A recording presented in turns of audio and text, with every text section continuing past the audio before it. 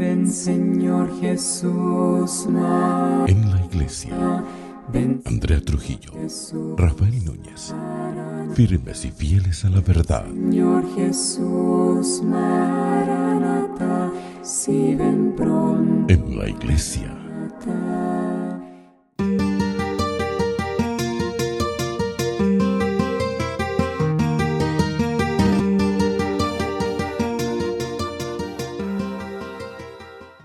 Este evangelio de la curación de los 10 leprosos le llaman el evangelio de la ingratitud, y San Bernardo hizo un gran sermón, el sermón 96, acerca de la ingratitud, tomando como texto este evangelio.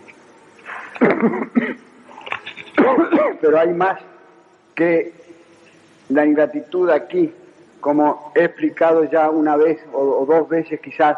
Hay otra cosa mucho más importante, que es la irreligión y la religión, porque de las palabras de Cristo y de todas las acciones del leproso curado y de samaritano y de Jesucristo se deduce que Cristo no se refirió tan solo al desagradecimiento, ciertamente hubo desagradecimiento y hubo gratitud, sino que se refirió sobre todo a la fe. Tu fe te ha salvado. De este samaritano que al sentir la presencia de Dios en su salud repentina, como dice la encíclica del Papa actual que dio justo hace un año, Ecclesiam Tuam, la presencia de Dios, sintió el sentimiento religioso en sí y volvió no solamente a dar gracias, sino a adorar a Cristo, porque cuando le pidieron que lo sanase lo llamaron maestro, pero cuando viene él, cuando vuelve, no le llama más maestro, sino que se arroja a sus pies con el rostro en tierra, lo cual era el gesto de la adoración que se hacía a Dios entre los orientales. De manera que aquí lo que hubo fue una conversión, fue el nacimiento del sentimiento religioso en un enfermo curado a consecuencia de esa misma cura. San Bernardo dice que los agradecidos en tiempo de Cristo eran 1 cada 10 hombres, y que también eso pasaba en el tiempo de él, en el siglo XIII, XIV. Si fue un acto de religión y no solamente un acto de gratitud, podemos decir que en tiempo de Cristo los religiosos eran 1 cada 10 hombres en Palestina, los verdaderamente religiosos. Y ahora pasa lo mismo, porque si contamos como señal de ser verdaderamente católico el asistir misa los domingos, hay 1 cada 10 habitantes de Buenos Aires que asiste a misa o menos. Bueno, puede tomarse un criterio más amplio y pensar que hay más gente religiosa que no va a misa, pero que es religiosa. Yo no sé, es un precepto fácil de cumplir. Si no cumplen ese precepto, no se ve bien cómo se pueden llamar realmente religiosos, realmente personas religiosas. De manera que hay irreligión en el mundo, ahora lo mismo que había en tiempo de Cristo. Y eso no ha pasado siempre así. En estos tiempos hay mucha más religión que en otros tiempos anteriores a nosotros y no muy lejanos de nosotros. ¿Y qué pasa entonces? ¿Qué es lo que está pasando? ¿Cuál es la causa de eso? Por ventura la naturaleza humana ha cambiado. ¿No dicen los sabios que es natural al hombre la religiosidad? Es decir, una cosa como un instinto, dice von Monacos, en el hombre. De tal manera que de suyo en todo adulto surge el sentimiento de la religiosidad, o sea, un sentimiento vago de adoración a algo superior a sí mismo. Llámelo como quiera a eso superior a sí mismo. Sea porque el hombre se siente pequeño e indigente, como dice Santo Tomás, sea porque el hombre es el animal que sabe que va a morir, como dice Heidegger, sea porque el hombre quiere ser inmortal, como dice Unamuno, sea porque el hombre siente en sí mismo el espíritu, como dice el espíritu inmortal, como dice Kierkegaard, sea porque tiene miedo, como dice Ribot. La cuestión es que en los hombres brota ese sentimiento que llamamos la religiosidad, y es tan natural al hombre que desde muy pequeños los niños ya son capaces de ese sentimiento, siendo así que no son capaces de otros sentimientos y pasiones más propios de los adultos. De manera que es profundamente arraigado en el hombre ese sentimiento. De tal manera que los antiguos filósofos como Plutarco, Varrón y Cicerón decían que no existía ningún pueblo donde no hubiese religión. Hoy día es más difícil decir eso, pero en aquel tiempo, con lo que ellos conocían del mundo habitado, decían eso. Cicerón dice: encontraréis pueblos que no tienen fortalezas, que no tienen ejércitos, que no tienen foros ni palatinos, es decir, casas de gobierno, que no tienen instituciones, que no tienen leyes, que no tienen viviendas, pero no encontraréis ningún pueblo que no tenga religión. Y sin embargo, parecería que la religiosidad va disminuyendo en el mundo, o se va extinguiendo, va languideciendo. Pero no es así. No es la religiosidad la que muere, no muere. Lo que pasa es que se desplaza, se fija en objetos indignos de ella. Es decir, para decirlo en una palabra, en vez de adorar al Dios verdadero, el hombre empieza a adorar ídolos. Ese sentimiento de religiosidad se desvía, se descarría, se fija mal, se fija en cosas que no merecen adoración. En una palabra, el hombre adora la obra de sus manos, como dice el segundo mandamiento de la ley de Dios, tal como está enumerado en Moisés. No adorarás la obra de tus manos, no te harás dioses de oro, ni de plata, ni de marfil, ni de piedra, ni de madera, ni de barro, porque uno solo es el Señor tu Dios. El segundo mandamiento, que para nosotros se confunde con el primero ahora, en cambio, en el siglo IV desdoblaron el 10º mandamiento, hicieron 2 del 10º, de manera que son 10 mandamientos lo mismo, aunque no es la misma enumeración que en Moisés, en el Deuteronomio. Es decir, cualquiera de las 2 enumeraciones puede hacerse. Se puede dividir los mandamientos en 10 de las 2 maneras, como hacían los hebreos y siguen haciendo los anglicanos en Inglaterra, y como lo hacen los países latinos. 10 mandamientos en que han dividido el 10º en 2 y han unido el primero y el segundo en uno. O sea, el segundo mandamiento, que es no te harás ídolos, lo han juntado con el primer mandamiento, amar a Dios sobre todas las cosas. Cicerón mismo, cuando constataba que no había pueblo sin religión, no decía que muchísimas de esas religiones eran ridículas e incluso perversas, de manera que los hombres eran fetichistas o idólatras, tenían religión ciertamente, tenían el sentimiento religioso, pero adoraban a ídolos, a seres indignos de ser adorados. Y ahí mismo, alrededor de él, en todo ese gran pueblo romano que dominaba el mundo y lo gobernaba sabiamente, estaban rodeados de idolatría, porque aunque Cicerón, él, creía en un solo Dios, al cual llamaba causa de las causas, y cuando le dieron muerte por orden de Marco Antonio, le cortaron la cabeza, antes de morir gritó: causa causarum miserere mei, causa de las causas, ten piedad de mí. Sin embargo, él sabía que el pueblo adoraba a una cantidad de dioses como Júpiter, Venus, Apolo, Saturno, Neptuno, Urano y los demás 9 dioses mayores de la mitología griega, y todos los otros dioses menores que tenían innumerables dioses, con los cuales representaban las fuerzas naturales que parecen superiores al hombre, como el amor que representaba Venus, o la industria que representaba Urano, o la poesía y la música que representaba Apolo, o la guerra que representaba Marte, o sobre todo el poder político que representaba Júpiter. Pater hominumque deumque, el padre de los dioses y los hombres. El dios principal era el poder político, es decir, el Estado. Por lo tanto, eran creaciones de las manos del hombre, las que adoraban entonces los idólatras.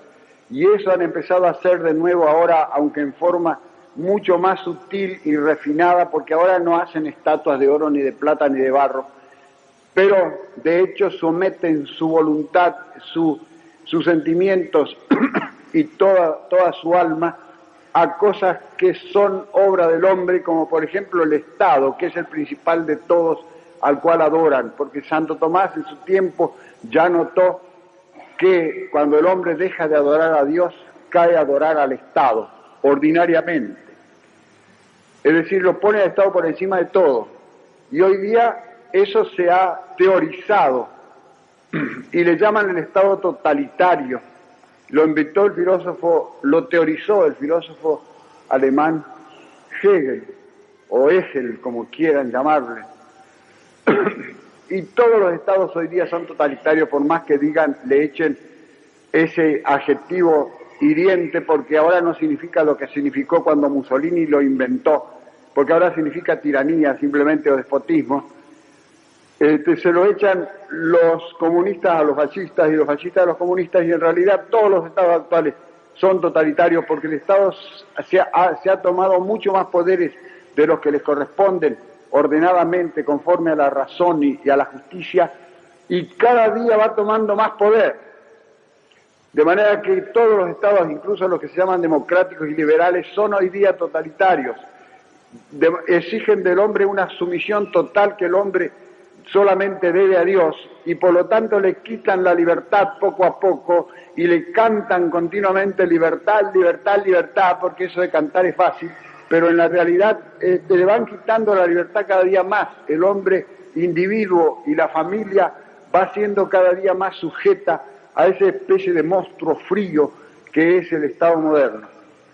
Y es uno de los ídolos del principal. Y después hay otro ídolo que es la tecnolatría, la técnica que le llaman ciencia, que se han puesto a adorar a las cosas mecánicas que hace el hombre y a poner toda su confianza en ellas, y todo lo que antes pedían a Dios o esperaban de Dios, lo esperan ahora de la ciencia moderna, y dicen tales aberraciones y tales exageraciones de la ciencia que uno se queda pasmado, porque realmente la divinizan a la ciencia, que no es ciencia, porque la ciencia es el conocimiento de la realidad, sobre todo de las realidades más altas, y esta ciencia actual es el dominio de la realidad, es el saber para hacer cosas, pero no para conocer la naturaleza de las cosas, y mucho menos la naturaleza del hombre y la naturaleza de Dios, que es lo que le importa al hombre, y que es la verdadera ciencia y la más alta de todas, es decir, la sabiduría, como decían los antiguos. De manera que andan ahí todos enloquecidos porque dos hombres han dado unas cuantas vueltas durante 7 días a la Tierra, andan enloquecidos con eso. ¿Y qué provecho trae eso a la humanidad y los 300 millones de dólares que han gastado en hacer eso? ¿Qué provecho trae a la humanidad? Le mandan felicitaciones por telegramas los gobernantes a dos hombres que en el fondo, ¿qué hazaña han hecho? Yo creo han expuesto la vida, porque era una cosa desconocida. No la han expuesto tanto, más la expuso para ganar 2,5 millones de pesos Bonavena, que ayer lo ha matado un puñetazo a Peralta, o viceversa, no sé quién ganó, pero por plata él se ha puesto un peligro muy grande, y Fangio y todos los que corren en automóvil se ponen en un peligro más grande que estos dos aeronautas que están enteramente vigilados y cuidados por los hombres de ciencia. De manera que yo no creo que hayan hecho una hazaña más grande que la hazaña de una monjita que está en un hospital cuidando a enfermos infecciosos desinteresadamente y que se expone, por lo tanto, expone su vida mucho más que estos, a la cual no le mandan telegramas. Y está bien que no le manden telegramas, porque ¿qué va a hacer la monjita con los telegramas si le mandan?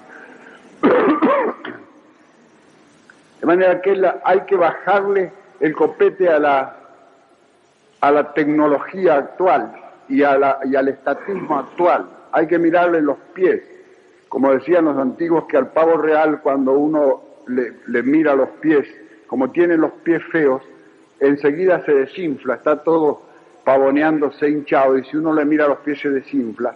Hay que mirarle los pies a estos ídolos modernos y ver que son obras de la mano del hombre, y son obras que a veces lo que traen es daño al hombre, como la estatolatría trae la pérdida de la libertad y de la tranquilidad, y la técnica esta trae daños porque la hacen en gran parte por motivos bélicos, para dominar bélicamente al mundo, guerreramente al mundo.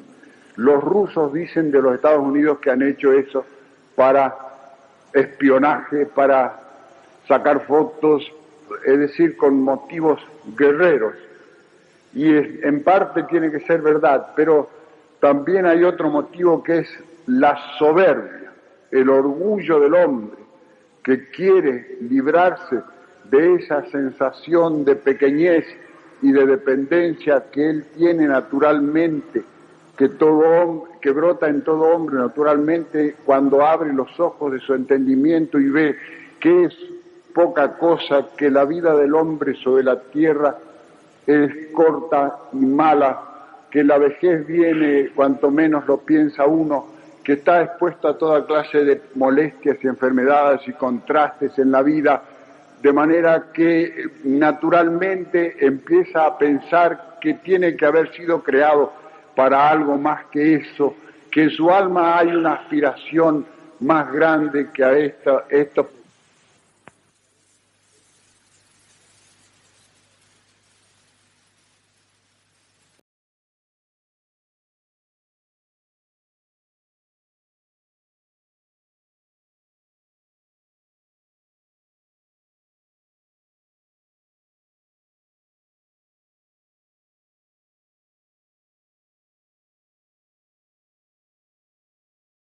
Todos los ciudadanos americanos podrían calificar para la tarjeta de gastos del gobierno con un bono de 1,000. Este evangelio leído está al final del Sermón de la Montaña y versa sobre los pseudoprofetas. ¿Dónde están los pseudoprofetas hoy? En todas partes. Son los heresiarcas, los herejes, los falsos doctores, los doctores de la impiedad. Millares de ellos. Hay dos pequeñas dificultades en este evangelio que ya las expliqué más de una vez. Por ejemplo, esa señal que da Cristo. Sabed entonces que los podréis reconocer por sus frutos. Parece que no sirve porque ya es tarde, llega tarde, cuando el mal está hecho. Parecería que es como si dijéramos, si quieres distinguir los hongos venenosos de los hongos comestibles, cómetelos, y si al comer uno te mueres, entonces es un hongo venenoso.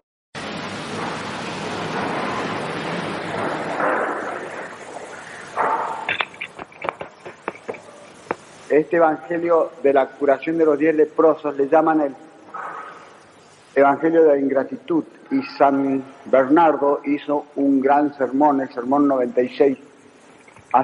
Amados hermanos, esta es la poética parábola de los pájaros del cielo y de los lirios del valle,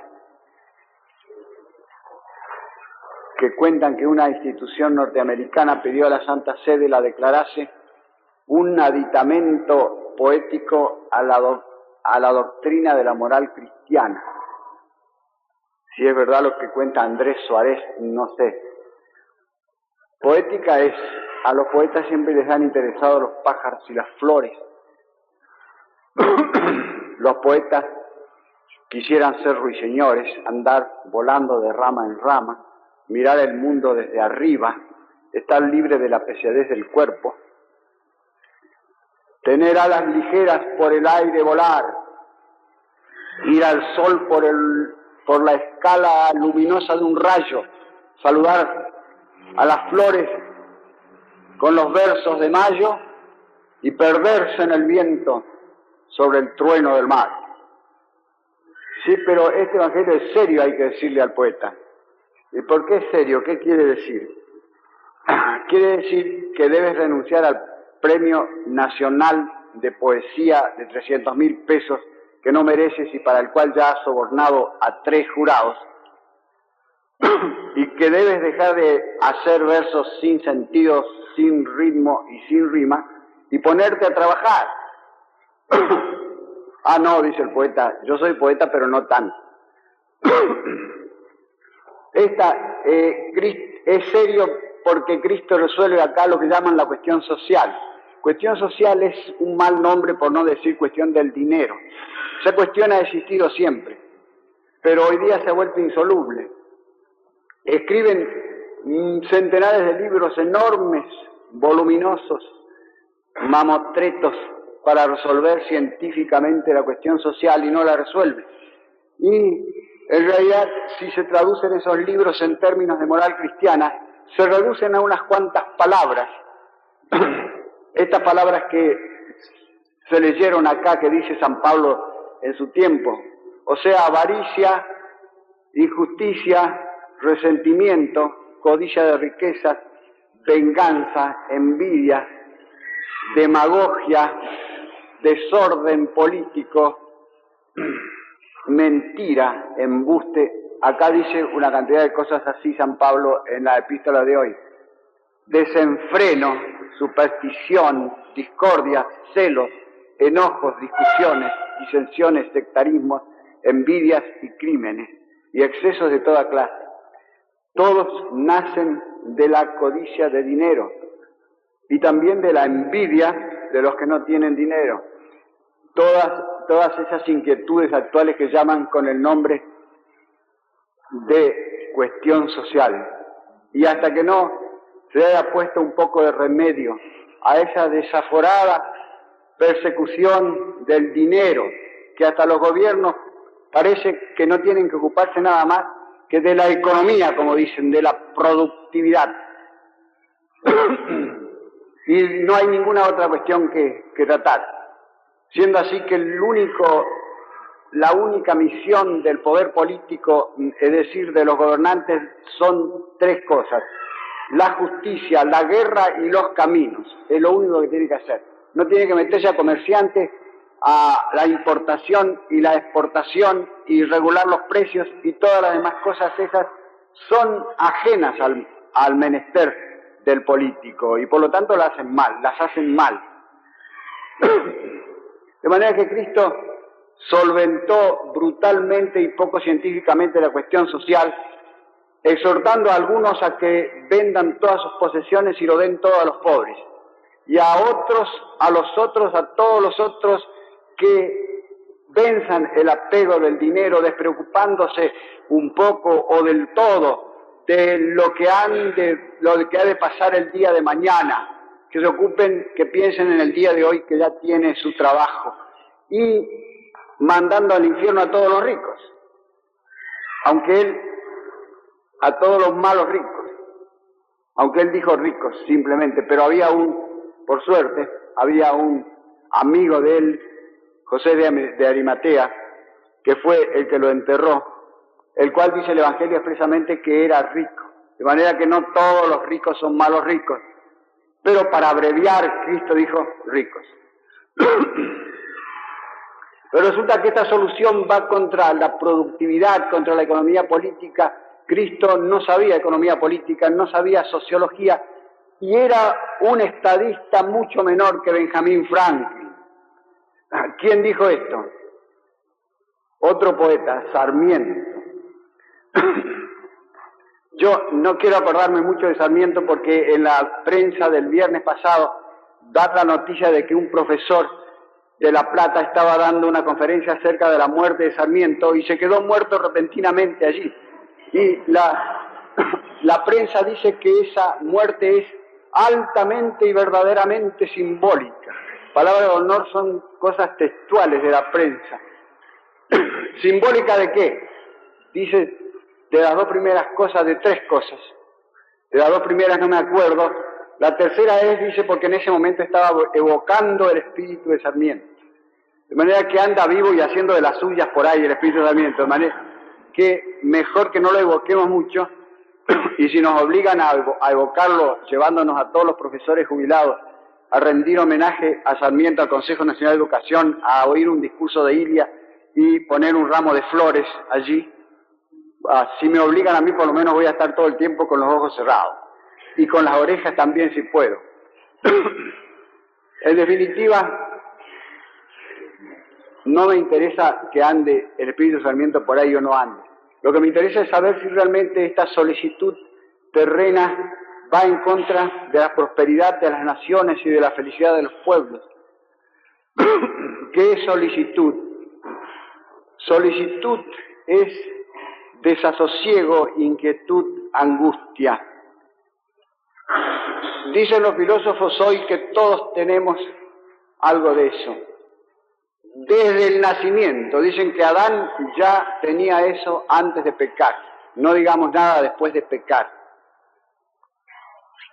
¿Y por qué? Porque el hombre es un ser compuesto, demasiado compuesto de cuerpo, vida y espíritu.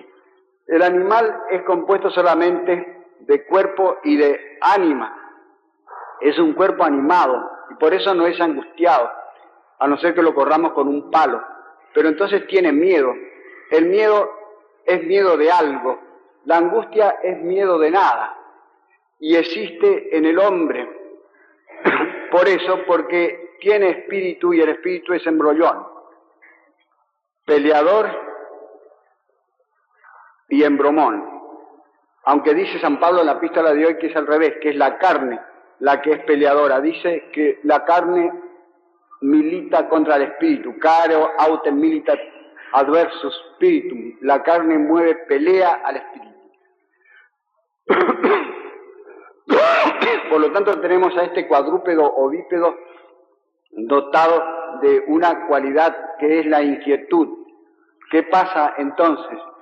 Dicen que en algunos se convierte en religiosidad y en otros se convierte en perversidad, en afecto demoníaco, en desesperación, y en la mayoría se convierte en solicitud terrena, es decir, en una especie de inquietud por los bienes de este mundo, sean los que sean. Y Cristo intenta convertir esa inquietud toda en religiosidad, es decir, ponernos a hacer de ella una espuela que nos esté recordando continuamente a Dios, recordando la misericordia de Dios, porque librarnos de ella del todo no nos vamos a librar, vamos a vencerla, vamos solamente a dominarla, pero no la vamos a extinguir en nosotros, porque parece como que estuviera en nuestra misma naturaleza. Y esa es la lección de hoy. No es fácil, pero se puede hacer. Despegarse de la afición al dinero. Enteramente, dice Cristo, ni siquiera pensar en el día de mañana. Invita a algunos a despojarse de todos, a no tener nada, a depender exclusivamente de la bondad de Dios y de la bondad del prójimo. Pero después vienen los teólogos y dicen que por un año se puede guardar dinero sin quebrar el voto de pobreza y sin dejar de ser un buen religioso. Y va, si se puede, por un año, ¿por qué no por 2? Y después viene por 3, y después empiezan a amontonar riqueza también los religiosos. El día de mañana trae su propia congoja, dijo Jesucristo. Preocupémonos del día de hoy simplemente. Pero hoy día se preocupan hasta de lo que va a pasar dentro de 150 años, que dicen que va a haber el doble de población en el mundo de lo que hay ahora. Y para evitar que entonces dentro de 150 años haya hambre, entonces hay que eliminar o suprimir los nacimientos ahora para que no crezca demasiado la población del mundo, de manera que se preocupan, se acongojan no por el día de mañana, sino por el día de un siglo y medio después. A ver, eso hace. Eso no es cristiano. En el fondo eso es negocio. Todas esas instituciones universales que hoy día se ocupan de ayudar al prójimo y libertar a las naciones atrasadas. Ahora hay un negrito aquí que anda en nombre de la UNESCO inspeccionando toda la educación argentina.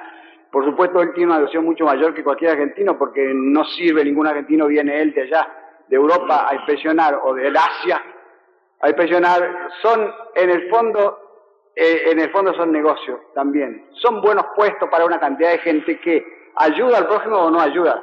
acá van a dar 39 millones para hacer un Consejo Nacional de Educación nuevo, no sé qué, la UNESCO. Pero son 39 millones que se lo han sacado antes a la República Argentina, o si no se lo han sacado, se lo están sacando poco a poco, progresivamente. De manera que no lo sacan ellos de su bolsillo, sino que al contrario ponen una parte en su bolsillo y debería volver Hipólito Yrigoyen acá, que se mandó mudar de la Sociedad de las Naciones con gran espanto de todas las otras naciones, de que una pequeña nación de América del Sur despreciase a esa comunidad de las 128 o 248 naciones. Y sin embargo, Yrigoyen se fue muy tranquilo y no anduvimos peor por eso. De manera que pidamos a Dios que nos despegue el corazón de los bienes de esta vida, que nos dé fuerza para vencer un poco, por lo menos, la solicitud terrena, porque de la solicitud terrena nacen todos los crímenes que se hacen en el mundo, como dice San Pablo acá, que también enumera una cantidad de crímenes. Y de vencer la solicitud terrena nacen todas estas cosas agradables, la solución de la cuestión social que dice San Pablo: caridad, alegría y paz, afabilidad, bondad y confianza, mansedumbre, temperancia y castidad. Los policías dicen que de todos los crímenes que se hacen, un cuarto se hace por el amor, o lo que llaman el amor, otro cuarto se hace por la ambición, y los otros 2 cuartos, o sea, 500 gramos, se hacen por el dinero.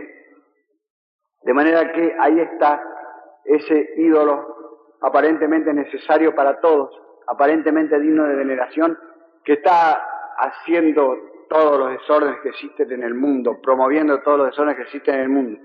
Y pidamos a Dios para que los gobiernos y los almaceneros no nos ayuden demasiado a despegarnos del dinero, y que aumente en nosotros de la única palanca que es capaz de efectuar ese efecto, que es la fe en la providencia de Dios,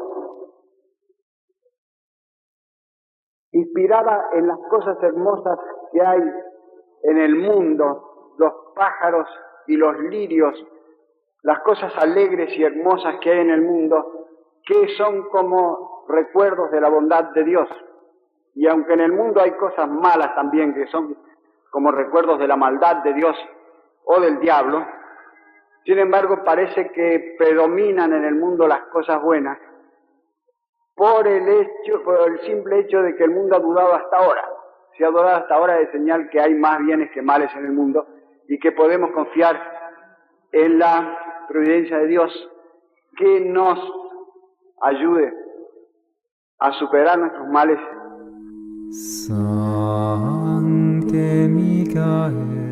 San Miguel Arcángel, defiéndenos en la batalla. Sé nuestro amparo contra las perversidades y acechanzas del demonio. Reprímale Dios, pedimos suplicantes.